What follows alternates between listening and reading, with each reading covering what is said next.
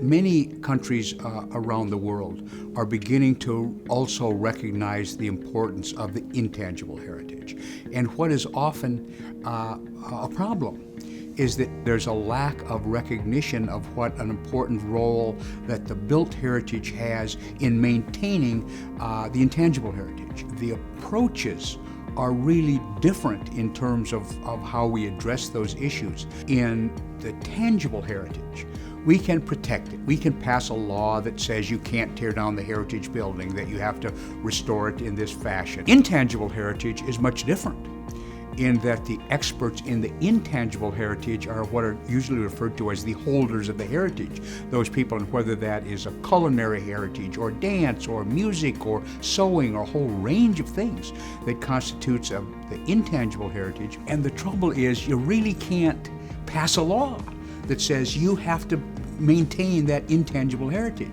Ultimately, that intangible heritage is maintained is if young people get involved in the continuation of that heritage. Inherently, the intangible heritage is ever evolving. And so to say, oh, this is the point at which this intangible heritage has to be frozen is very artificial and doesn't work. So while they're both important and there's often interactions, the kind of approaches to them are really kind of from opposite ends. One of the real important roles of heritage buildings is their relation to the context, to the whole. And so development plans, redevelopment plans for heritage buildings ought to really, even more than new buildings, ought to respect the context that they help create and what it means to redevelopment. Well, I think there's a whole range of challenges of facing heritage buildings, heritage districts.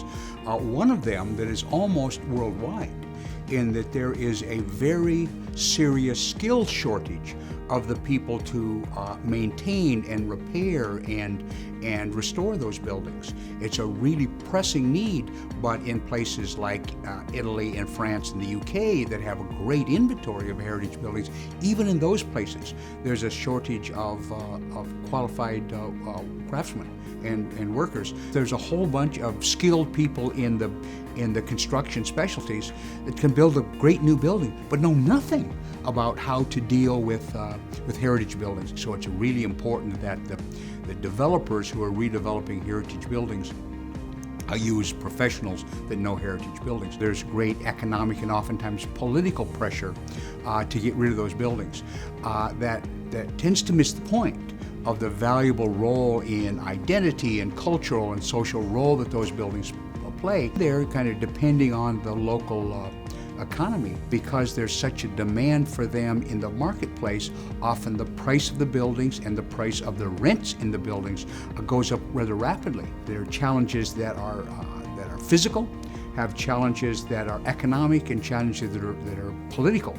And so those who are advocates for heritage buildings really have to be fighting on three planes at once. Usually the private sector and the public sector are both vastly more influential and stronger and better funded than the NGO sector that tends to be the advocate. So it's kind of often the David and Goliath story, the little NGO trying to fight the giant public and private sector with very few financial resources. The challenge on the public side, there are always competing demands, and legitimately so.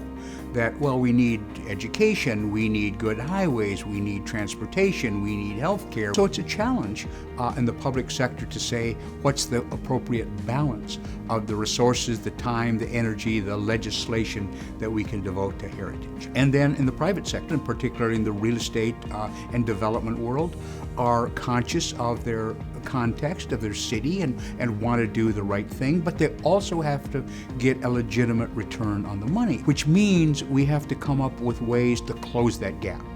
And that means development incentives. That we have to figure out ways to make it a rational economic act to restore that building. For heritage buildings, there's lots more values than just the economic value.